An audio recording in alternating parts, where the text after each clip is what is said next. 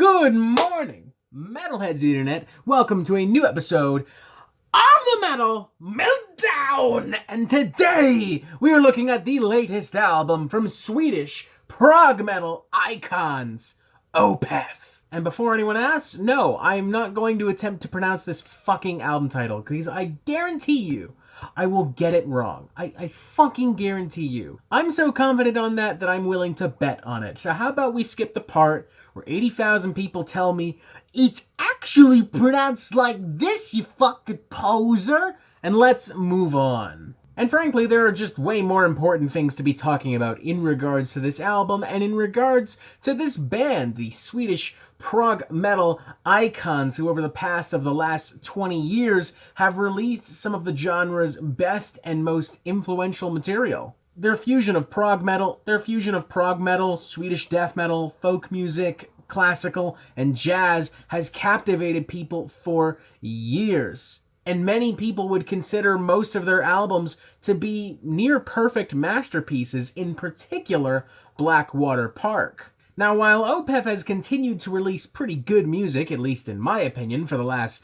10 years, unfortunately, a good chunk of the Opeth fanbase has disregarded and thrown the band aside because as time has gone on, frontman Mikael Åkerfeldt has simply lost interest in death metal and therefore has stopped implementing it into the sound. And for a lot of people, that's a deal breaker. I mean, for many years, it was a very prevalent element in their sound. So yeah, I can understand why it would be inherently weird to have that removed. I get it. But at the same time, Opeth is still making quality material. This isn't like an In Flames situation where we suddenly have a huge downward spike in quality. Even though Sorceress or Pale Communion might not be on the same level as Blackwater Park, they're still extremely well-made records, all things considered. Not to mention, they've just frankly always been a prog band directly at the fucking core.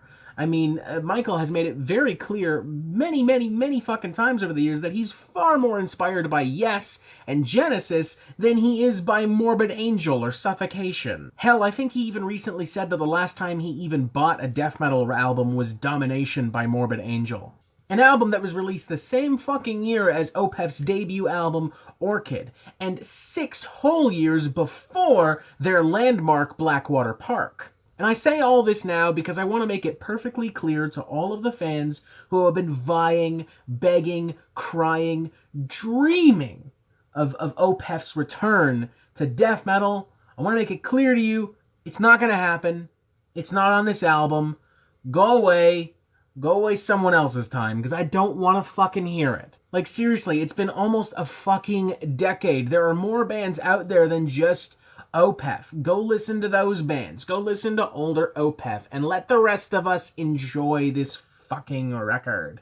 Because it's actually pretty fucking good, even though it doesn't have death metal vocals. Oh my god! What a fucking crazy idea. An album that's good? That doesn't have fucking gutturals and someone belching in my ear? The fucking thought of it! It's preposterous! Everything that I've enjoyed about the band's more modern output, being Heritage, Pale Communion, and Sorceress, remains intact on this record.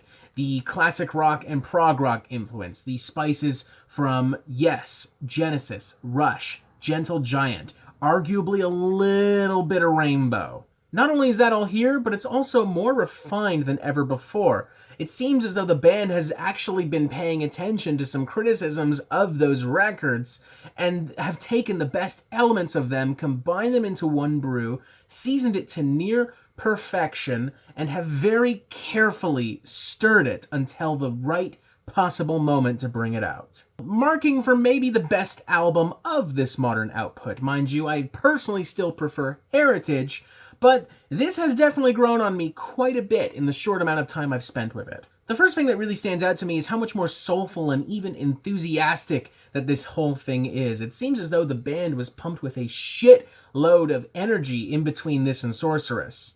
It's evident immediately on the track Dignity, opening with an almost gospel-like assault of huge choirs, winding guitars, and throbbing bass. before eventually transitioning into some solid mid-pace Swedish metal riffs, and then eventually transforming into Heart in Hand, one of the strongest tracks on the entire record. It's got a very weird arrangement and a lot of winding melodies and guitars that make it feel inherently quite off-putting, but at the same time it's still really accessible. It still feels pretty easy to follow, weirdly. Opeth have always done a great job at combining complicated and accessible aspects of melody and songwriting together, and that's on full display with Heart in Hand. From here on, I do start to notice more and more of Lykel's love affair with 70s prog come into the fray. Take, for instance, on Lovelorn Crime, which kind of feels like a modern Swedish reinterpretation of Pink Floyd's Comfortably Numb, with its slow but incredibly booming soundscapes.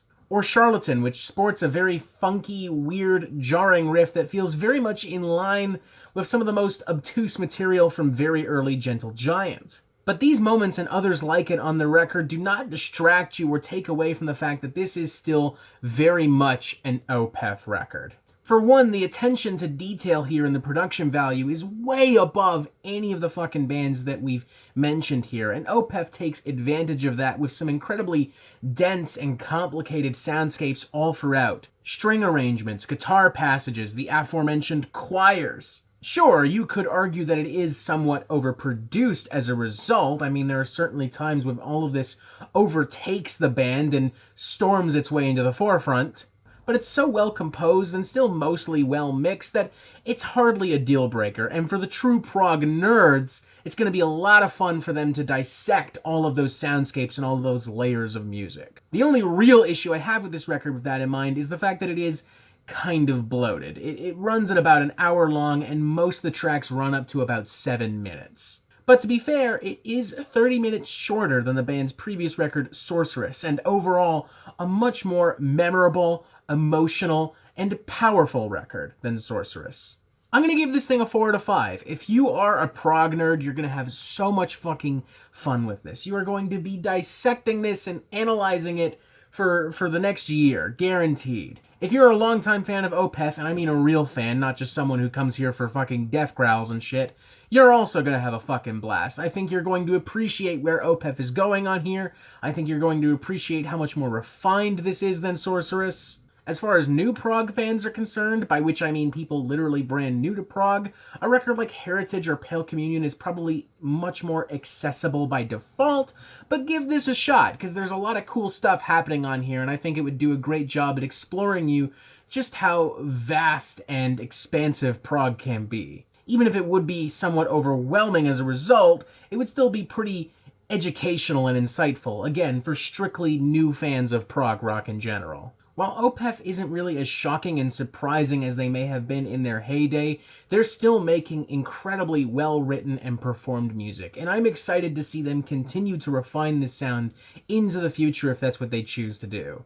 Even if that means we'll never hear Opeth play death metal again, like, that seriously doesn't bother me. It really, truly fucking doesn't. If guttural vocals are, like, the game-changing factor for you, then, like, I don't know what to tell you. That says way more about you than it does about Opeth for me. So, you know, just saying. 4 out of 5, definitely not going to be for everyone, but if you are a total prog nerd and a longtime Opeth fan, this is a record I think you need to have, and I can even picture this maybe being one of your favorite records of the year. So definitely check it out. And that is it for the Metal Meltdown. I'm not an expert, nor do I claim to be, so what do you think? Do you like this record? Do you not like this record? And what do you want to hear from me next? And thank you for watching. Make sure you press subscribe so you get updates on the Metal Meltdown fucking immediately, and you have yourself a fantastic fucking day.